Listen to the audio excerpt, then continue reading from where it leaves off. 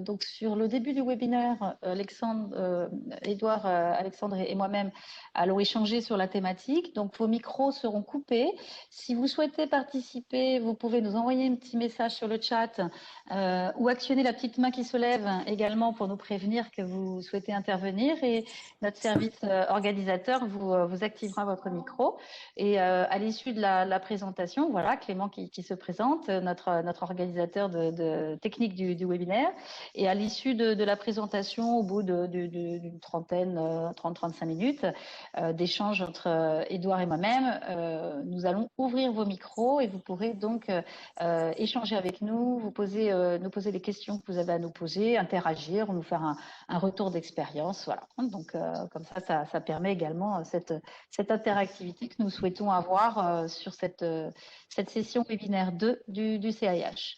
Alors, je vais vérifier auprès de Clément si d'autres participants arrivent. Non, alors pour l'instant, donc bon, il nous manque encore un petit peu de monde. Clément, est-ce que tu peux ouvrir les micros des participants, du coup, vu que nous sommes encore en attente des autres participants, chacun du coup va pouvoir peut-être un petit peu se présenter et peut-être nous faire part de leurs attentes dans le cadre de cet échange. Voilà, vos micros sont activés. Si vous souhaitez nous faire part vous présenter, nous faire part de vos attentes, Anne-Catherine, peut-être, qui est en top liste des participants. Oui, bonjour. Donc moi, vous m'entendez? Très bien, Anne-Catherine. Oui. Donc moi, j'ai récemment été nommée DPO sur le GHT des Alpes-Maritimes.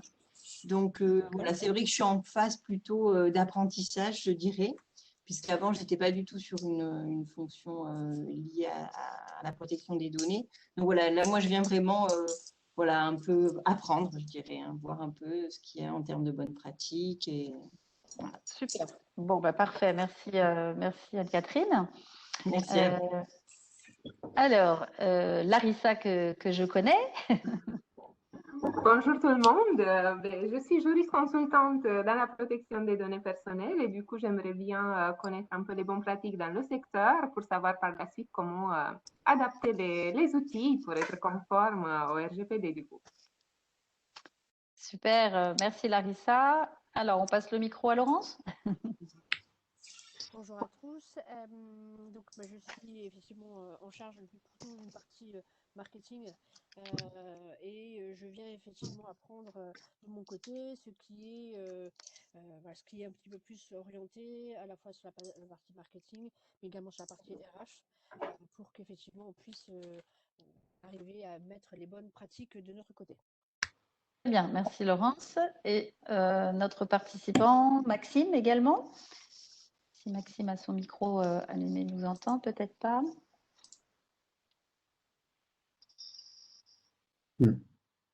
Maxime, non, je ne suis pas sûre qu'il puisse nous parler. Peut-être qu'il écoute, je ne sais pas. Clément, le micro n'est pas activé? Si, non, on n'a pas de micro pour Maxime. Bon, peut-être qu'il nous écoute, mais qu'il ne peut pas parler. Alors, écoutez, on va démarrer, et puis au fur et à mesure, donc Clément, notre organisateur, fera rentrer les participants qui viendraient nous rejoindre. En tout cas, je vous remercie à tous d'être présents. Je vais partager donc ma présentation, alors courte présentation support, qui va être un petit peu le fil conducteur de cette heure que nous allons passer ensemble.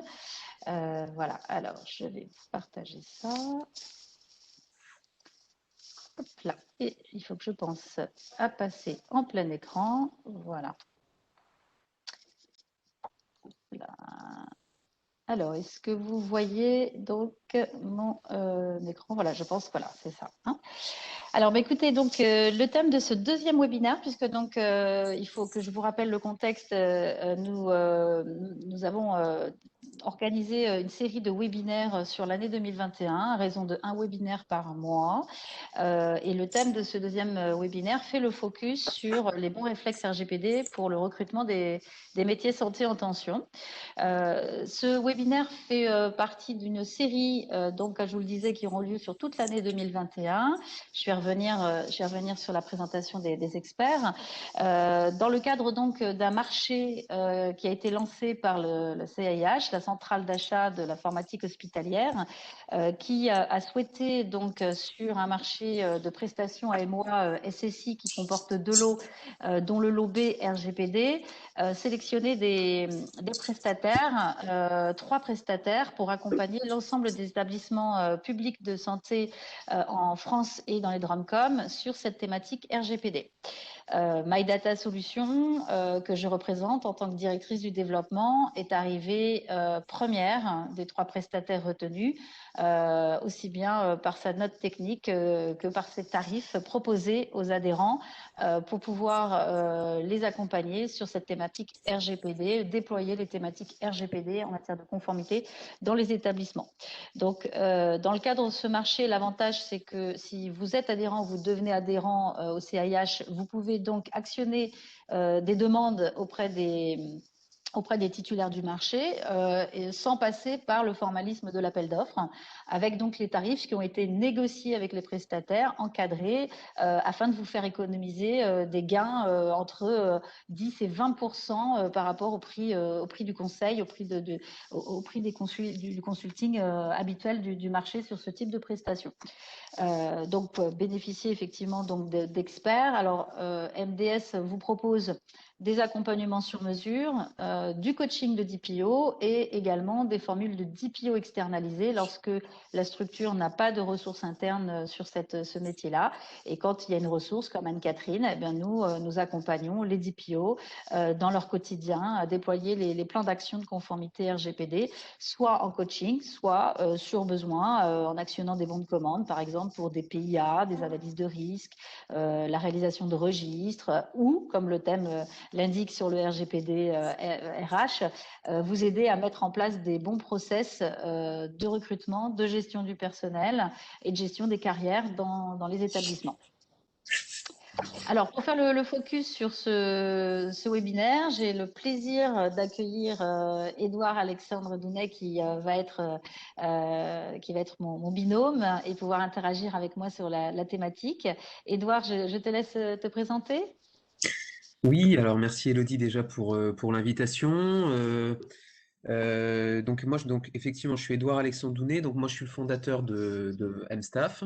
Donc MStaff, c'est une société qui a un peu plus de 4 ans aujourd'hui, qui propose en fait aux établissements de santé uniquement aujourd'hui, hein, donc sur le secteur de la santé, aussi bien sur les établissements sanitaires que médico-sociaux, une solution de gestion de recrutement et de mobilité. À ces établissements. Donc nous, concrètement, notre travail, c'est quoi? C'est de proposer un logiciel qui va faciliter la coordination entre la direction des ressources humaines et les directions métiers dans les processus de recrutement. Et puis on accompagne aussi les établissements de santé sur le concept dont on entend de plus en plus parler, donc à savoir la marque employeur, qui consiste à finalement trouver la bonne stratégie pour rendre plus attractif un établissement de santé sur la partie RH. Donc ça a donc une partie attractivité, une partie fidélisation, et donc on accompagne les hôpitaux sur ces sujets-là en leur proposant un site carrière intuitif et moderne, et puis aussi on les accompagne sur leur communication sur les réseaux sociaux avec de la création de contenu vidéo. Donc on a vraiment une proposition de valeur aujourd'hui globale qui permet donc aux établissements de se mettre en avant tout simplement et faciliter le recrutement. Et donc Elodie a eu la gentillesse aujourd'hui de m'inviter parce que on initie un partenariat ensemble, puisque nous, on en parlera un peu plus dans le détail dans la suite du webinaire, mais l'idée aussi d'une solution de gestion de recrutement, c'est de pouvoir mettre en conformité les hôpitaux dans la gestion des données liées au recrutement. Donc, à savoir donc la gestion des CV, la réception donc des candidatures, la conservation des données, etc. Donc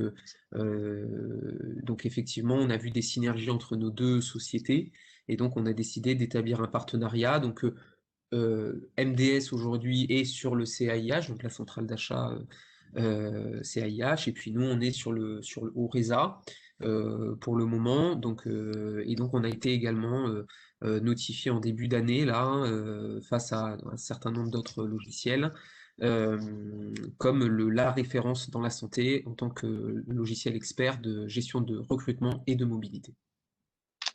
Super, merci, merci pour ta présentation. Puis de toute façon, on reviendra effectivement sur les modes de recrutement et les outils pour recruter donc au fur et à mesure de ce webinaire. Alors, juste une petite info pour notre organisateur. Nous avons un participant qui n'a pas reçu le lien. Madame Turluche, si tu peux renvoyer Clément le lien de participation. Voilà, on va faire entrer un nouveau participant. Les aléas du direct. Voilà. Alors, du coup, alors, je vous enverrai la présentation. Hein, donc, MDS a effectivement accompagné et continue d'accompagner de nombreux établissements de santé sur leur démarche RGPD, formation de DPO, coaching, accompagnement. Et dans le cadre du CIH, effectivement, nous accompagnons pas mal d'établissements hospitaliers sur le lot B, le lot RGPD. Alors, posons un petit peu le cadre avant de rentrer sur les bons réflexes RGPD, posons un petit peu le cadre du contexte du recrutement pour le secteur santé publique. Alors, à l'heure actuelle et je dirais même précédemment, bon, évidemment, la situation sanitaire Covid actuelle renforce et cristallise encore plus, je pense, les difficultés en matière de recrutement. Mais ce qui est certain et ce que je vous projette donc est issu donc d'une enquête qui a été menée par la FHF il y a un peu plus de 2019, hein, donc un tout petit peu plus d'un an, un an et demi, sur effectivement les problématiques d'attractivité des établissements de santé publique français et les métiers les plus difficiles à recruter, etc. Alors, on va pas, l'objectif aujourd'hui n'est pas de débattre sur le pourquoi. Je pense qu'en plus, vous en avez sans doute une petite idée. On ne va pas rentrer dans les détails justement de ces problématiques de recrutement, mais l'idée, c'est au regard de ces problématiques, mettre en face les enjeux, l'optimisation et l'efficience de méthodes de recrutement qui doivent obligatoirement passer par des bonnes pratiques RGPD, le respect de certains réflexes RGPD. Alors, vous le savez, donc les métiers difficiles à recruter, bon, au-delà des professions médicales en tant que telles, on a aussi toutes les professions paramédicales, principalement infirmiers et aides-soignants, qui sont deux métiers, deux professions en tension dans le secteur notamment hospitalier, principalement également sur tout ce qui est bloc opératoire. Édouard, n'hésite pas, hein, comme tu connais aussi bien les établissements, à me conforter ou éventuellement à compléter les infos que je présente sur cette étude. Hein. Oui, tu voulais peut-être intervenir. Oui, non, mais tout à fait. En fait, aujourd'hui, on a des métiers en tension. Donc, comme tu viens de le dire, infirmier, aide-soignant. Avant, il y a quelques années, il y a 2-3 ans, on était surtout sur les infirmiers spécialisés, qui sont de toute façon encore aujourd'hui en tension, parce qu'il y a une réglementation aussi qui a fait que, par exemple, sur les IBOD, avant, on avait des infirmiers spécialisés de bloc opératoire qui n'avaient pas le diplôme et qui pouvaient travailler. Et aujourd'hui, c'est interdit. Donc voilà. Donc en fait, on a de plus en plus de métiers en tension, une démographie, en tout cas vieillissante, on va dire. Donc ça veut dire qu'on a quand même de plus en plus besoin de soignants et des difficultés, ne serait-ce à attirer des jeunes professionnels sur le secteur. Donc en fait, même si Voilà. c'est des formations qui sont rapides, puisque une aide-soignante, c'est un concours et puis c'est 1 an, une infirmière, c'est 3 ans. Ça veut dire que si c'est suffisamment anticipé, on pourrait répondre en fait à cette pénurie aujourd'hui. Le problème, c'est que les métiers de soignants, hein, en particulier, sont de moins en moins attractifs.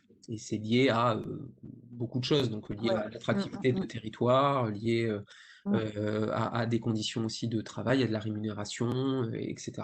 Donc Voilà. nous, on le voit aujourd'hui, et le gros défi des établissements, chaque fois que nous, par exemple, on est contacté, on va nous demander est-ce que vous proposez aussi des infirmiers, des aides-soignants, etc., puisque c'est des métiers en tension. Donc même si nous, c'est pas notre cœur de métier, on essaie de trouver de nouveaux leviers pour les aider à attirer. Donc on pourra en parler un peu plus en détail tout à l'heure, mais effectivement, on voit qu'aujourd'hui, on a aussi bien pour le sanitaire d'ailleurs que pour le médico-social, même si le médico-social est beaucoup plus touché aujourd'hui, quand même de fortes pénuries de personnel soignant, quoi. Tout à fait. Alors, de toute façon, ça se voit en image aussi sur les graphes qu'avait réalisé donc la FHF en 2019, des difficultés pour recruter les jeunes professionnels, effectivement, et spécialement dans le secteur du grand âge, hein, que ce soit les EHPAD, la gériatrie des établissements de santé. Donc, effectivement, des problématiques d'attractivité des jeunes professionnels, de zones souvent rurales, de secteurs d'activité, effectivement, qui touchent plutôt le grand âge, avec effectivement, comme vous le voyez, surtout en gériatrie EHPAD, donc des grosses difficultés, ce qui fait que on est sur un contexte où des postes sont vacants face à des besoins qui peuvent être croissants. Comme tu l'as dit, il y a une démographie aussi qui joue, donc difficulté à recruter des jeunes professionnels. Les plus expérimentés sont en fin de carrière, donc on envisage effectivement aussi difficilement leur remplacement. Tout ça fait qu'effectivement, les services RH se retrouvent donc dans des enjeux de recrutement forts au sein des établissements de santé, avec donc cette forte pression qui les oblige à la rapidité aussi, hein, quelque part. Et dans ce contexte de besoins forts à pourvoir relativement rapidement, renforcer l'attractivité et l'efficience des méthodes de recrutement est donc un enjeu, d'une part, mais ça on en parlera avec toi tout à l'heure, Édouard, sur les moyens. Mais ce contexte ne favorise pas, effectivement, du coup, la mise en place de bonnes pratiques en matière de collecte et d'utilisation de données dans les process de recrutement. Donc, face à ces enjeux de pénurie de certains secteurs, de certains métiers, dans les services RH des établissements de santé, on constate, hein, mais je pense que tu pourras aussi poser ce constat, Édouard, des pratiques qui se sont mises en place à la fois en tenant compte de l'organisation, mais aussi finalement des pratiques qui se sont instaurées dans le temps, notamment quant aux moyens utilisés, parce que du coup les services RH vont utiliser envoyer des annonces, communiquer sur des réseaux sociaux maintenant, puisque ça a évolué, récolter de la donnée donc pour affiner leurs besoins sur les postes, ou mieux identifier les profils et les candidats, faire appel éventuellement à des cabinets de recrutement ou de l'intérim, des agences d'intérim. Et du coup, tous ces moyens multicanaux pour recruter vont générer des échanges de données personnelles. Alors évidemment, quand un établissement publie une annonce ou autre, elle ne communique pas de données personnelles sur des candidats. Par contre, quand elle va être dans le processus de récupérer des données qu'elle récupère elle-même, qu'elle récupère par des agences de recrutement, d'intérim, etc. Voilà, petit problème de batterie. Eh bien, effectivement, on se retrouve avec un principe donc de collecte de données à caractère personnel qui est problématique vis-à-vis du RGPD si en amont, on n'a pas organisé dans son service RH, on n'a pas mis en place un certain nombre de mesures d'action et qu'on n'a pas utilisé pour ces processus de recrutement, que ce soit dans la réception de candidats, dans la réception des CV, des profils, dans l'utilisation de tests de recrutement, dans l'utilisation aussi de logiciels hein, qui checkent un petit peu je dirais le profiling compétences, voilà. Toutes les méthodes à l'heure actuelle ne sont pas centralisées et on constate, nous, NDS, dans les services RH des établissements de santé, donc la collecte de données RH importante au moment du process de recrutement, des méthodes employées avec des prestataires en externalisation qui ne sont pas encadrées juridiquement. Donc, ça veut dire, par exemple, un recruteur va avoir accès à des informations candidats qu'il va récupérer pour l'hôpital, par exemple. Mais du coup, quid, une fois que le recrutement est fait, le poste est pourvu, quid des informations? Les CV restent où? Sont stockés où? Est-ce que le prestataire à qui on a fait appel les a suffisamment sécurisés, les archives, les détruit, les rend à l'hôpital? Voilà, il y a toutes ces questions-là. Les données, effectivement, on va dire, ne sont pas non plus centralisées.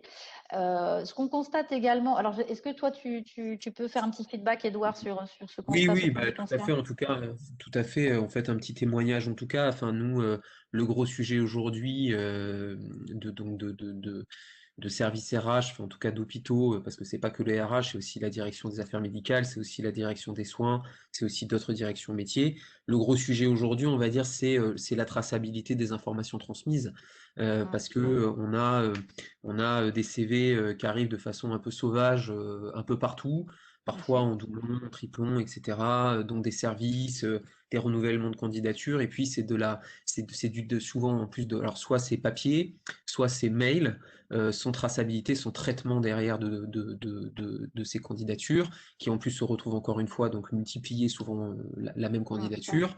Donc au-delà des coûts de traitement et du côté qualitatif aussi des réponses, on a effectivement de la donnée qui est un peu parsemée au sein de l'hôpital.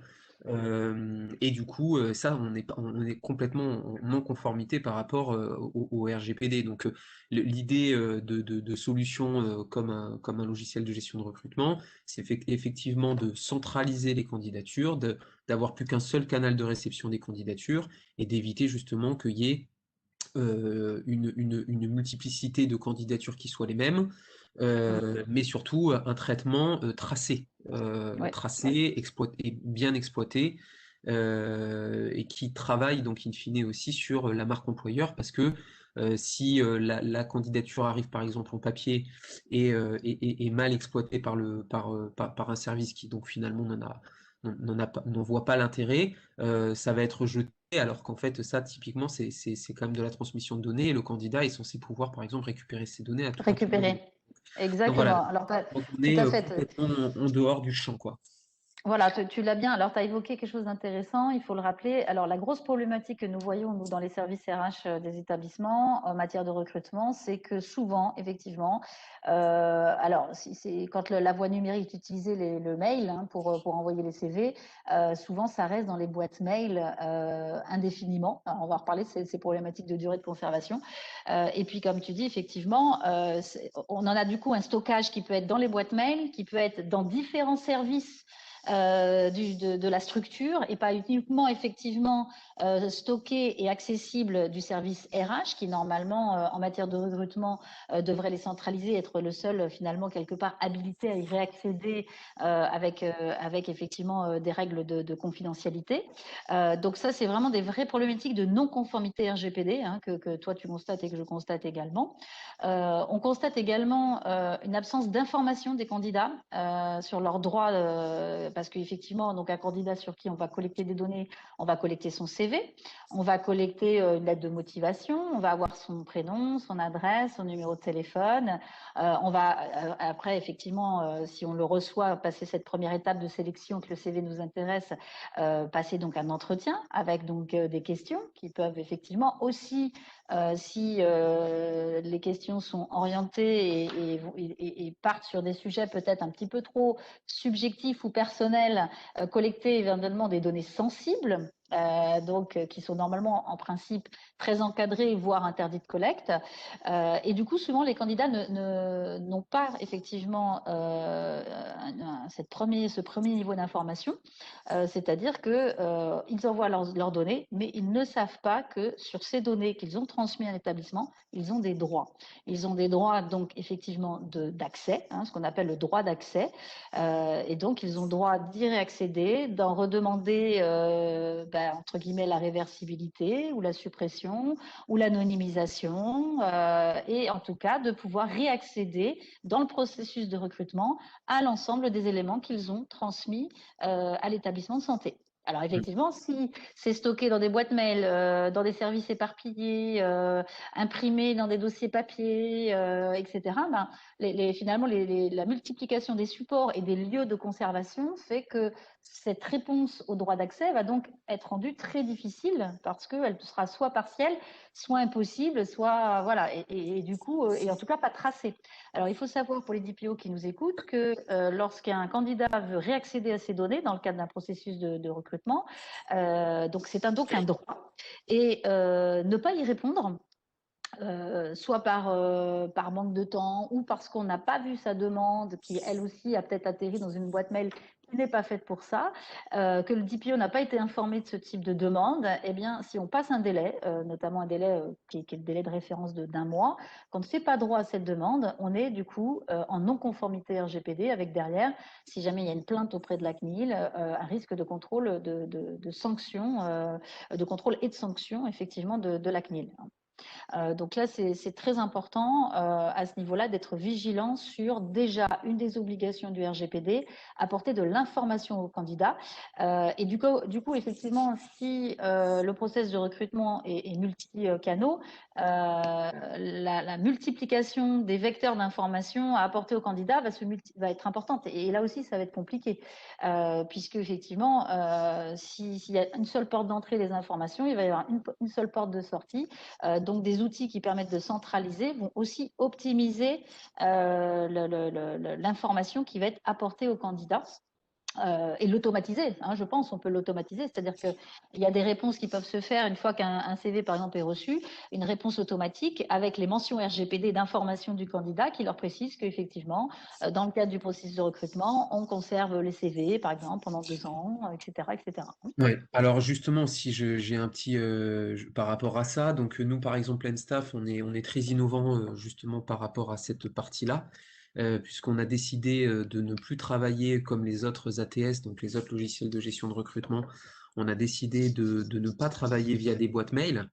Donc sur la réception des CV, on a préféré travailler sur un espace personnalisé dédié au candidat, sur lequel en fait il va pouvoir intégrer ses données, hein, donc son CV, sa lettre de motivation, des informations aussi classiques sur ses expériences, etc. Donc faire un CV aussi digital, hein.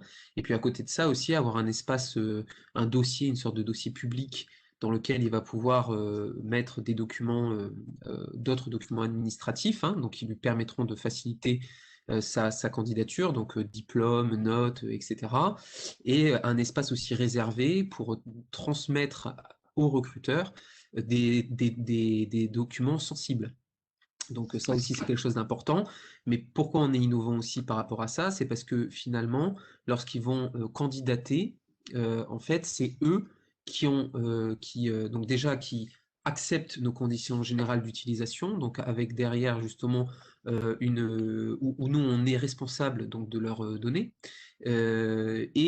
Tout est digital en fait. Ça veut dire que une fois que l'établissement de santé récupère la candidature, en fait, il n'a pas besoin de la télécharger sur son poste. Il peut traiter la candidature du candidat en laissant l'hébergement des données dans la solution Mstaff. Donc c'est ça qui est important, c'est qu'à aucun moment, il va se retrouver avec un CV ou une lettre de motivation ou d'autres documents sur son poste de travail, c'est-à-dire soit sur sa boîte mail, soit sur des dossiers, c'est-à-dire son poste fixe ordinateur. Donc nous, on encourage aujourd'hui nos clients qui ne sont pas toujours dans les bonnes pratiques à leur dire en fait le jour où effectivement vous allez recommuniquer via du mail avec de la réception de documents ou vous allez télécharger un CV, une lettre de motivation sur votre poste, il y a un transfert de responsabilité et vous devenez du coup responsable du traitement des données. Donc en fait, des candidats. Donc nous, elle a tout fait pour justement nous assumer cette responsabilité et éviter, éviter aux établissements de se retrouver trop responsables du traitement des données candidats, en tout cas des documents téléchargés sur le poste. Après, c'est de la pédagogie, hein, donc ça vient petit à petit. On a des établissements de santé, des hôpitaux qui ont très vite compris et qui téléchargent plus rien sur leur poste, et d'autres bon, qui continuent dans leurs usages, mais du coup, nous, on devient plus responsable. Le droit à tout, c'est ce que disait Elodie, c'est que le candidat, à tout moment, il va pouvoir supprimer sa candidature ou récupérer ces données, puisqu'en fait, c'est lui qui consent à les partager ou à les reprendre. Voilà. Donc, il exerce finalement son propre droit d'accès, la portabilité, qui est aussi, la portabilité étant un des droits également qu'une personne sur ces données a dans le cadre du RGPD. Exactement. Alors, j'ai vu qu'il y avait une question, si Oui. c'est Indeed ou autre qui propose de mettre à disposition des CV, ce sont eux les responsables de traitement en tant qu'établissement recrutant. Sommes-nous OK. Ouais. Alors ça, bon, je sais pas. Enfin, moi, mon avis, alors c'est qu'attention, c'est-à-dire que Indeed, donc c'est bien une plateforme, c'est un job board, hein. Donc vous allez pouvoir récupérer donc des CV via des annonces que vous aurez postées. Donc si effectivement Indeed vous les transfère dans votre boîte mail, ce qui arrive la plupart du temps, hein, ça veut dire que vous allez devenir responsable du traitement des données candidats. Tant que ça reste sur Indeed, c'est exactement ce que je viens de dire avec MStaff. C'est-à-dire que tant que ça reste sur Indeed, c'est eux qui restent responsables des données. Sauf que Indeed, normalement, ne permet pas, enfin, dans mes souvenirs, de ne pas télécharger le CV pour y accéder. Bon, après, ça dépend de vos navigateurs ou autres. Mais donc, du coup, Ouais, il y tout a à fait. il y a un peu plus de risques. Donc Ouais. voilà. Enfin, je sais pas si tu veux. Oui, je confirme ton analyse. Donc, du coup, effectivement, la difficulté après, effectivement, c'est ça. C'est quel est le transfert de responsabilité en fonction du canal ensuite de récupération des données. Si c'est récupéré par l'établissement, est-ce qu'il y a transfert de responsabilité? Il faut aussi regarder dans les CGV et dans les CGU d'Indeed, que je ne connais pas, il faudra regarder, ce qui est prévu à cet effet-là d'ailleurs, parce que s'il y a, c'est plutôt CGV, CGU, il faut regarder ce qui est précisé, hein, effectivement. On pourra d'ailleurs pour répondre à Heidi Planchard qui nous a posé la question. Nos experts MDS pourront vous apporter des compléments d'information à l'issue du webinaire sur cette analyse. Hein, voilà. Il est toujours assez difficile de répondre en one shot à la notion de qualification juridique. Est-ce qu'on est responsable de traitement, sous-traitant? C'est souvent un faisceau d'éléments qu'il faut avoir pour analyser la situation. Mais effectivement, la notion d'hébergement du CV ou de transmission dans la boîte mail est un élément qui peut effectivement éclairer si tout d'un coup on est juste utilisateur au départ, pas responsable de traitement parce qu'on n'a pas collecté l'information, mais quand on en est destinataire et qu'on la réutilise, est-ce que du coup il n'y a pas un renversement de la situation juridique et du coup l'établissement devient du coup destinataire et récupère et les responsables de traitement, Indeed n'étant qu'un sous-traitant du coup reprend un rôle de sous-traitant finalement, hein. Donc là effectivement il faut bien faire attention sur ces enjeux-là. Alors surtout quand ce sont sur des plateformes où on n'a pas de lien direct en matière d'échange, de discussion contractuelle.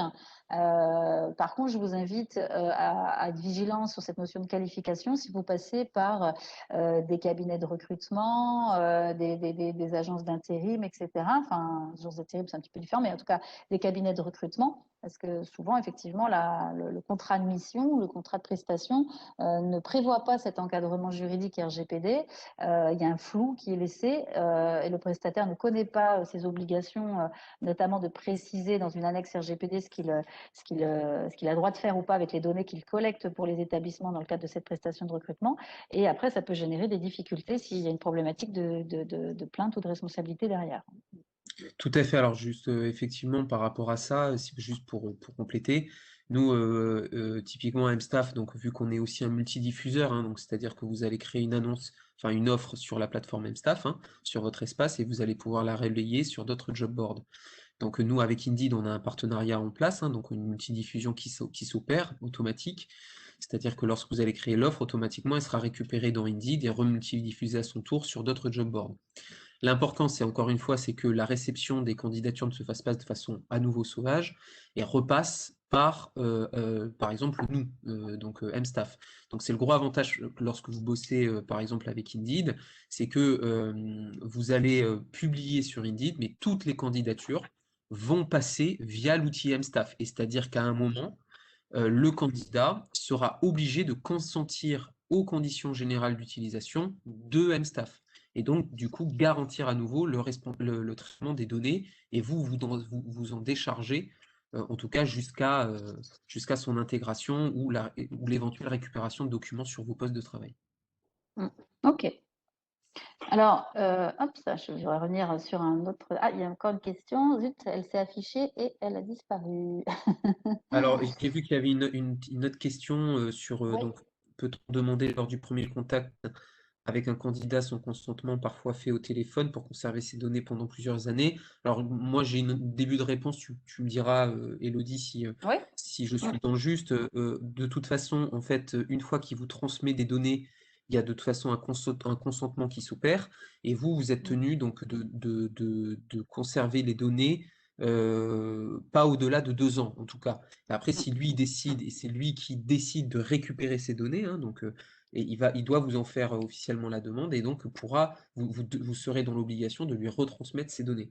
Mais voilà, mais normalement, vous n'êtes pas censé conserver plus de 2 ans un CV ou ces données, sauf si vous avez son consentement pour à nouveau C'est ça. qu'il soit prorogé. Oui, c'est ça, exactement, hein. Donc moi, je partage tout à fait ton analyse, Edouard, c'est ça, effectivement. Alors, la recommandation de la durée de conservation, effectivement, d'un CV est de 2 ans, bon, pour deux raisons, parce que déjà aussi, le RGPD exige que l'on détienne des bases de données à jour, hein. Donc, passer même déjà un an, je veux dire, bon, sauf si la personne n'a pas fait évoluer, n'a pas retravaillé ou n'a pas évolué professionnellement, est toujours en recherche. Bon, effectivement, son CV n'aura pas beaucoup évolué, mais peut-être que ses coordonnées auront changé, etc. Donc, en fait, garder des données comme des CV au-delà d'une durée qu'on estime être une durée un petit peu classique je dirais, de processus de recrutement, maximum de 2 ans. Déjà, on sait prendre le risque de conserver dans son système d'information RH des données qui ne vont pas être à jour. Et donc, du coup, on est déjà en non-conformité RGPD. Et si on veut les garder, parce qu'effectivement, peut-être que c'était quelqu'un qui peut être intéressant pour des futures évolutions de l'établissement, peut-être des projets de restructuration de services, etc., eh bien, il faut effectivement, au-delà de 2 ans, au préalable, dans le process de recrutement, lui avoir demandé son consentement pour le garder plus longtemps, ce CV. Hein, donc, on ne le garde pas au-delà de 2 ans, pour répondre à Eddy, un CV sans le consentement du candidat, hein, effectivement.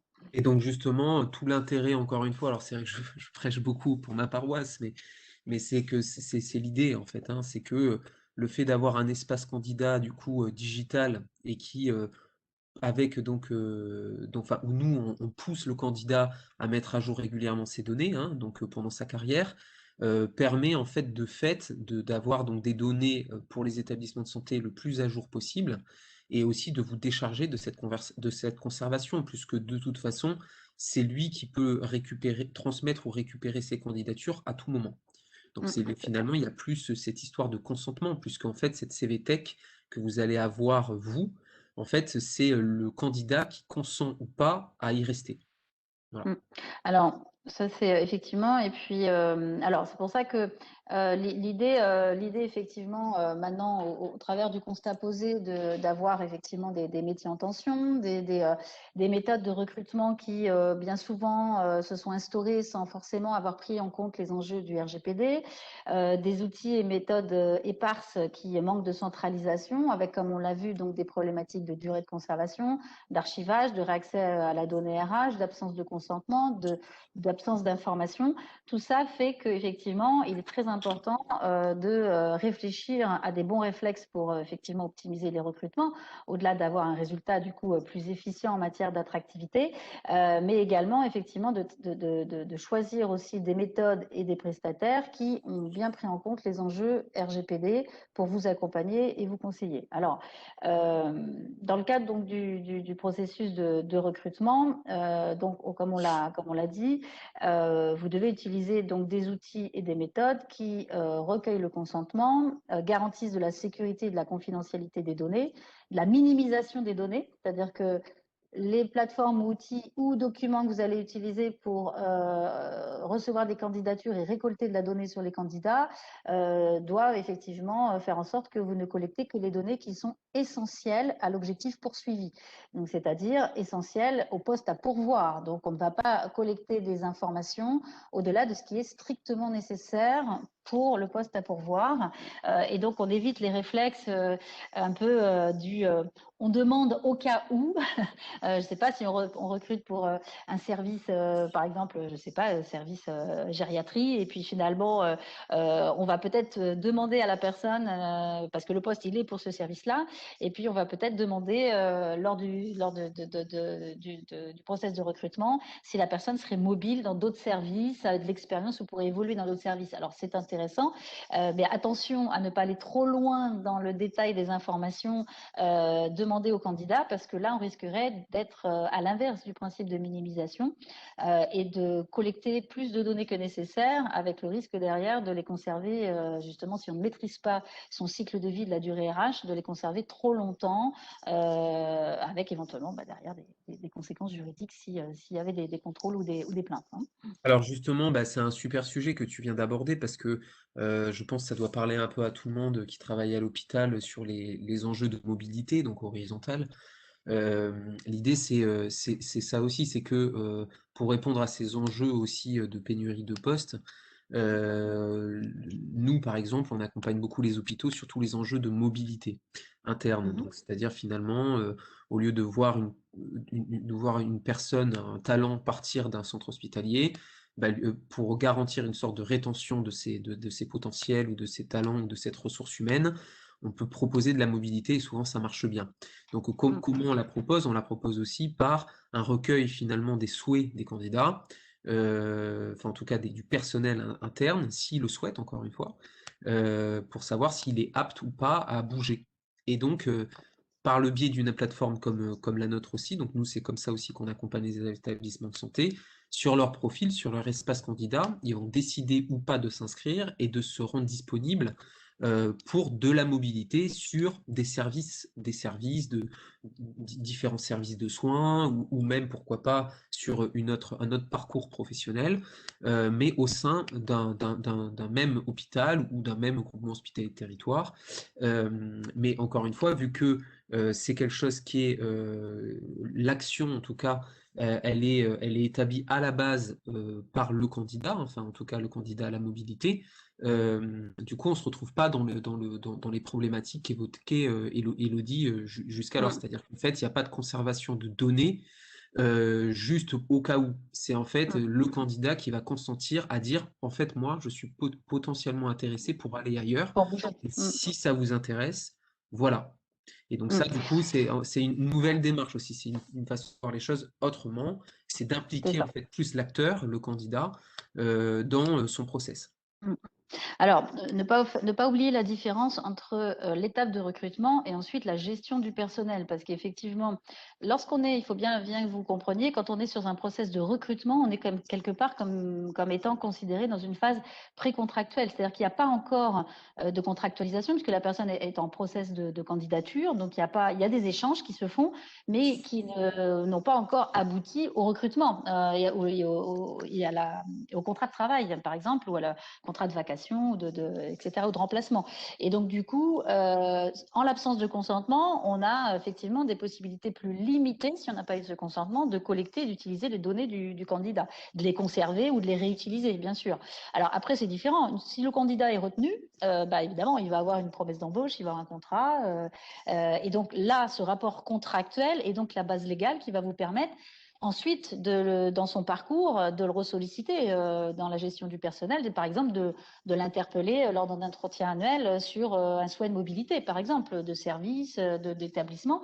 Mais là, effectivement, on n'a pas besoin du consentement puisqu'il est collaborateur de l'établissement, il est agent de l'établissement. Donc, du coup, effectivement, on a une autre base légale qui est le contrat de travail qui nous permet de l'interroger et donc d'avoir dans son parcours professionnel des temps forts d'entretien, etc., qui nous permettent de récolter davantage d'informations, du coup, pour justement de la mobilité, pour de l'évolution de carrière, pour de la gestion prévisionnelle d'emploi et des compétences, la GPEC, donc pour anticiper effectivement justement sur des pénuries de postes ou des problématiques de recrutement. Hein, donc là, c'est important de faire cette distinction. En tout cas, Juste pour compléter, effectivement, mon constat tout à l'heure, enfin en tout cas ce que je disais, c'était surtout sur les nouvelles dynamiques de territoire, donc de GHT, puisqu'effectivement on voit beaucoup de mobilité aujourd'hui s'instaurer, ou en tout cas des contrats partagés entre différents centres hospitaliers, alors surtout sur la partie médicale, hein, mais on le voit aussi par exemple sur des IAD ou autres. Et l'idée c'est d'ouvrir aussi le profil de l'agent, donc qui fait partie d'un centre hospitalier, sur un territoire. Et dans ce cas-là, il redevient candidat, même s'il est toujours Oui, agent de la fonction publique, il redevient candidat. Et donc, du coup, c'est un nouveau centre hospitalier qui potentiellement pourrait lui signer un nouveau contrat de travail. Donc voilà, c'était surtout en ça que je faisais cette remarque-là. tout à fait. Alors, donc, retenez bien, donc, sur les bons réflexes pour le recrutement. Donc, lorsque vous lancez votre offre et que vous êtes en recherche, que vous avez trouvé des candidats, donc obligation d'information des candidats. Hein, on les informe sur les données qu'on va collecter sur eux pendant le processus de recrutement, combien de temps on va garder les données, comment ils peuvent y réaccéder. Et c'est là que joue un rôle important le DPO dans l'établissement, puisque c'est souvent le DPO de l'établissement, le délégué à la protection des données, qui va centraliser la demande de réaccès. Soit elle va se faire par ce DPO qui effectivement centralise, et ou avec effectivement une solution, une plateforme comme celle de MStaff, avoir un outil qui est centralisateur aussi de ce type de demande, puisque du coup les candidats peuvent aussi exercer eux-mêmes finalement, comme tu l'expliquais tout à l'heure Édouard, leur droit d'accès et de récupérer les données ou de les faire évoluer, de les mettre à jour en fait. Hein. Donc ça, c'est intéressant. Alors, nous, on a travaillé, pourquoi on a eu ce regard d'expert aussi tous les deux, et puis on va vous donner la parole, on va ouvrir les micros. MStaff et MDS on animent ensemble ce webinaire aujourd'hui dans le cadre d'un partenariat que nous avons mis en place, qui a été initié à la base au départ par un travail de conformité RGPD, qui se continue avec MStaff, puisque Édouard nous a sollicité MDS pour justement en amont travailler sur ce qu'on appelle du privacy by design de son application de recrutement, de son logiciel de recrutement, les CGV, vérifier que les fonctionnalités du logiciel respectaient bien les obligations RGPD, effectivement, en matière de consentement, en matière de collecte, de sécurité, de durée de conservation. Donc, MDS a travaillé à rendre compliance, finalement, la solution MStaff, et on continue d'ailleurs, puisque un logiciel, ça évolue, les fonctionnalités évoluent, donc on continue toujours à travailler avec Édouard à maintenir cette conformité et à la faire évoluer en fonction des produits et services qu'MStaff propose. Clément, notre organisateur, va ouvrir les micros. Moi, je vais peut-être arrêter le diapo, et puis on va échanger s'il y a des questions avec les uns et les autres. Voilà, une petite question donc d'Eddy qui nous demande si le droit d'accès peut être exercé directement auprès du service RH. Alors, ça, vous savez, on est des juristes et on répond jamais par oui ou par non. Alors, on va essayer d'analyser la situation pour Eddy. Alors, effectivement, la porte d'entrée peut être faite par le service RH. Nous, c'est pas forcément la recommandation que nous faisons, c'est plutôt que la porte d'entrée soit une adresse DPO, et après le DPO, alors il faut bien sûr qu'il y ait un DPO dans votre établissement, après le DPO effectivement se rapproche du service concerné par la demande de droit d'accès, et donc là si c'est une demande d'un candidat, va se rapprocher du service RH pour effectivement organiser la réponse qui va être faite au candidat, hein, dans la récupération de ces données ou la mise à jour, enfin, en fonction de le besoin ou la demande qui a été faite par le candidat. C'est plutôt le process que chez MDS nous recommandons.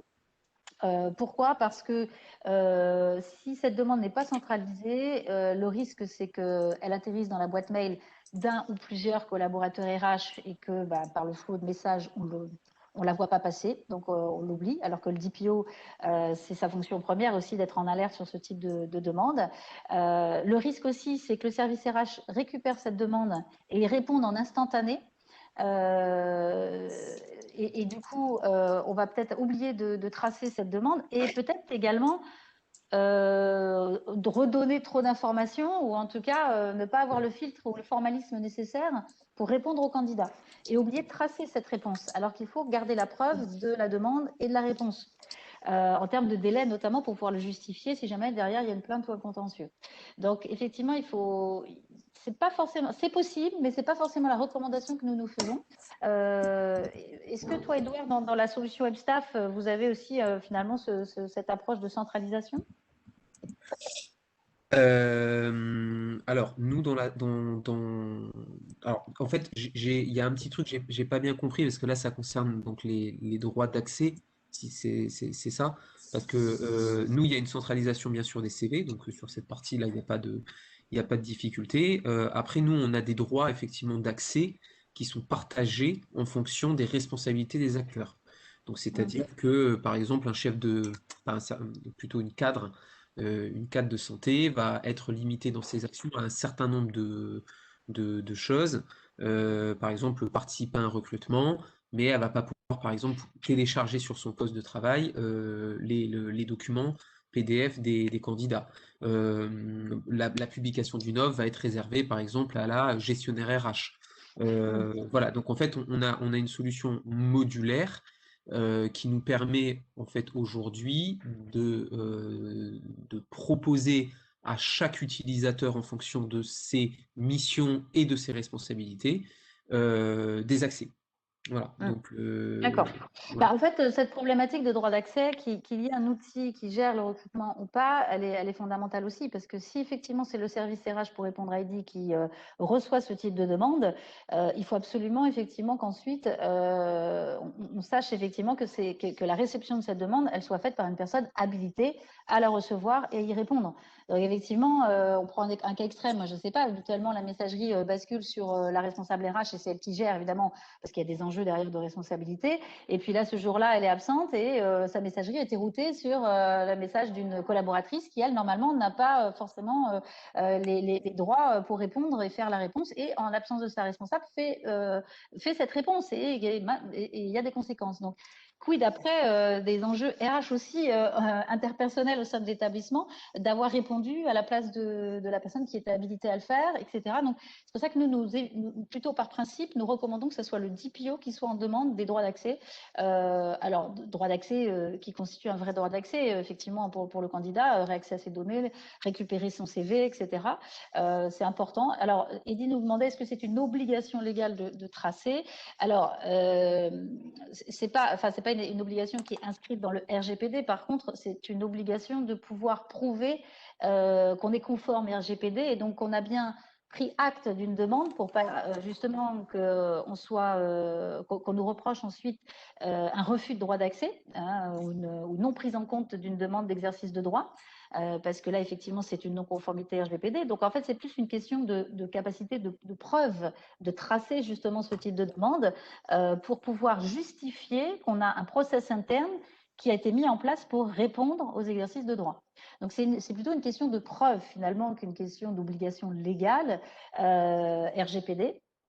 C'est surtout une question effectivement de preuve et de responsabilité. Voilà.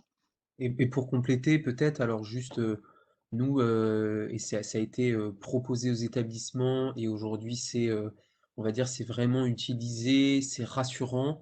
On a mis en place, par exemple, sur toute demande de recrutement de la part d'un service de soins, on y a attaché en fait un flot de validation. Donc, c'est-à-dire que aussi, ça va permettre, lorsqu'il y a un besoin, par exemple, de recrutement suite à une absence liée, je sais pas, un congé formation, un congé maladie ou quoi. C'est la carte de santé, par exemple, qui va se connecter à la plateforme, qui va détailler son besoin, et ensuite ce besoin, pour que le recrutement soit ouvert ou pas, va être soumis à validation d'une hiérarchie qui est comment dire, définie en amont avec les établissements de santé. Et nous, on travaille beaucoup sur ça parce que ça permet aussi, encore une fois, d'éviter à certains utilisateurs d'avoir des accès ou des actions sur un recrutement qui n'est pas encore validé par une hiérarchie et qui a du coup la légitimité pour la valider. Mm. Alors d'ailleurs, alors c'est très important, je vois l'heure qui tourne, nous avons encore 5 petites minutes, si bien sûr il y a des questions des participants, hein, nous allons y répondre, il n'y a pas de souci.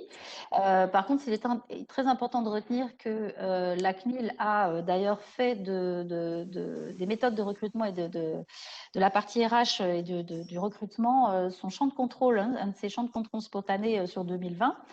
Donc c'est pour vous dire que, alors bien sûr on est en 2021, mais bon, c'était un enjeu important pour elle que les méthodologies de recrutement, les process de recrutement des structures privées comme publiques soient conformes au RGPD. Et elle a exercé pas mal de contrôles à ce sujet, comme également tout ce qui est sécurité des données de santé hein, dans les établissements. C'est vraiment cette année, et je pense sur l'année 2021, deux champs de contrôle importants. Hein.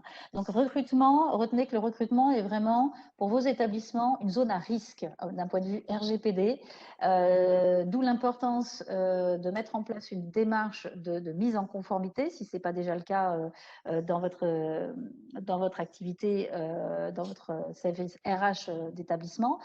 C'est effectivement le rôle du DPO de le piloter et de le mettre en œuvre et de se faire aider. Alors, bien sûr, nous sommes là, nous, pour ça, en tant qu'experts en secteur santé du RGPD.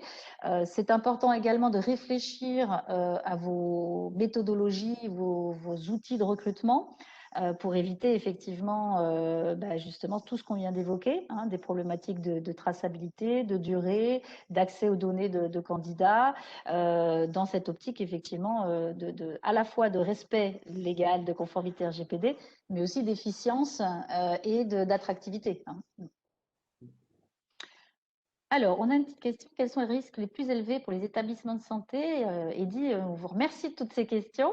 Alors, les risques, les risques de contrôle en ce moment, en tout cas nous, hein, d'un point de vue RGPD, hein, les risques de contrôle sur place sont minimes. Hein, je vois mal un agent de la CNIL venir vous embêter en ce moment en pleine période sanitaire complexe. Bon, je ne pense pas, mais le risque n'est pas à exclure parce que la CNIL peut intervenir en cas de plainte hein, également. Hein, donc, elle ne fera pas forcément un contrôle spontané, mais comme elle peut le faire, hein, mais peut-être plus sur plainte de patients, de candidats à venir contrôler les établissements. Alors après, le risque, il est également en termes d'image, et de confiance. Réfléchir à ces process de recrutement dans le but d'être conforme RGPD et efficient aussi avec les bons outils, les bonnes méthodes, c'est effectivement, et ça Edouard, je pense que vous travaillez aussi là-dessus, nous on fait passer aussi le message dans nos accompagnements, c'est surtout apporter de la transparence aux candidats et qu'ils aient donc les bons niveaux d'information pour faire des choix. Est-ce que je donne accès à mes données? Dans quelle mesure je souhaite y donner accès lorsque je candidate? Est-ce que j'accepte de les partager aussi? Et du coup, c'est chances d'être recruté, mais aussi pour un établissement interservice comme un GHT, c'est la possibilité, du coup, comme tu l'as dit tout à l'heure, de partager les profils, puisqu'on aura du coup eu l'accès de les partager. Donc, ça va du coup faciliter également et peut-être réduire les temps de recrutement, hein, puisqu'on va pouvoir aussi avoir accès à des profils de candidats par d'autres établissements, donc des provenances d'infos plus rapides que si on le fait soi-même. Donc, évidemment, tout ça ne peut se faire que si on apporte de la confiance et de la transparence. Et donc, c'est l'image plutôt de l'établissement qui est à travailler, parce qu'effectivement, derrière, ne pas sécuriser les données des candidats, de ne pas leur demander leur consentement, ou pas assez, ou pas au bon moment, de partager les profils entre établissements sans qu'il y ait contractuellement ou juridiquement des choses qui le prévoient, donc des accords notamment de co-responsabilité. Ça peut à un moment donné engendrer une problématique, une plainte, un contrôle à distance de la CNIL. Et la CNIL, qu'est-ce qu'elle peut faire aussi, au-delà de la sanction financière, c'est rendre public les non-conformités. Donc là, évidemment, en termes d'attractivité, si visiblement on sait que tel et tel établissement ne sécurise pas les données candidats, les garde trop longtemps, les partage avec des établissements sans consentement, etc., là, en termes d'attractivité, on ne va pas être très très bon, je pense. Hein. Donc, c'est important de travailler à ça. Alors, est-ce qu'il y a d'autres questions des participants? Amina, Anne-Catherine, Émilie, n'hésitez pas. Larissa, Laurence, Maxime, Eddy, peut-être encore. N'hésitez pas. Il nous reste encore quelques minutes. Bon, même si, voilà. En tout cas, bon, s'il n'y a pas d'autres questions, Édouard, est-ce que tu as un petit mot de la fin aussi à partager avec nous? Non, mais enfin bon, moi c'est vrai que, je dirais hein, peut-être en conclusion que c'est vrai que on sent une fois qu'on a nous déployé la solution que bah voilà les établissements quand même sont un petit peu soulagés de se dire on est en conformité et d'ailleurs à chaque fois ils nous demandent hein, ils nous demandent est-ce que du coup si on utilise MStaff on sera en conformité RGPD parce qu'aujourd'hui on stocke des dizaines de CV dans nos archives, on ne sait pas à quand ça remonte, etc. On n'est pas dans les clous, on ne sait pas si on a le droit de les détruire, de ne pas les détruire. Enfin voilà. Donc tout ça, c'est quand même une source aussi d'inquiétude pour les ressources humaines. Et je dirais, au-delà de tout ça, c'est qu'il y a aussi un vrai sujet à l'hôpital, hein, c'est qu'il y a du turnover sur les directions des ressources humaines, mais aussi et beaucoup sur les directions des soins.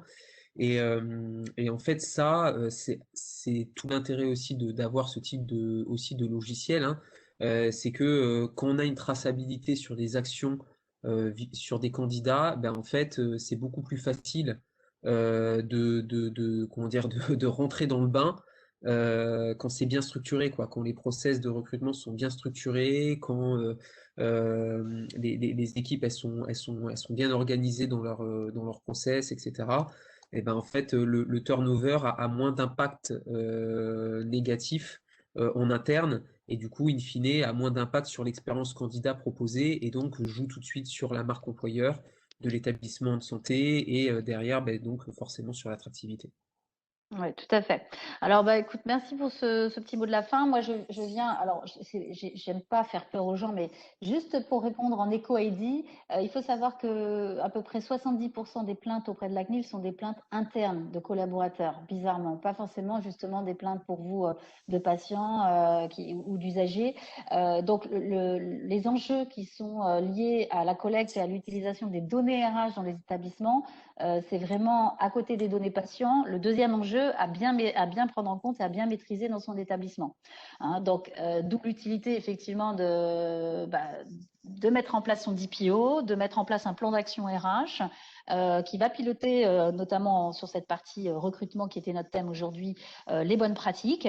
Tout l'intérêt bien sûr de faire appel à des experts, que ce soit dans le conseil comme nous MDS, mais aussi dans les outils conformes RGPD comme la plateforme intuitive MStaff, dont on a garanti d'ailleurs la compliance. Donc voilà, si vous avez des questions suite à ce webinaire, n'hésitez pas à revenir vers nous. Donc j'avais effectivement, je partagerai aussi donc dans le petit PowerPoint, j'avais laissé nos coordonnées si vous avez besoin de nous joindre.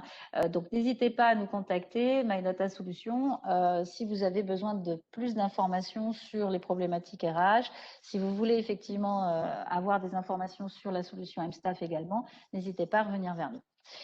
Donc, écoutez, je vous remercie de ce webinaire. Édouard, merci beaucoup Merci à toi de cet pour l'invitation. échange entre experts, de ce regard croisé d'experts. Je remercie tous nos participants qui se sont connectés, les questions qui nous ont permis aussi d'alimenter la réflexion.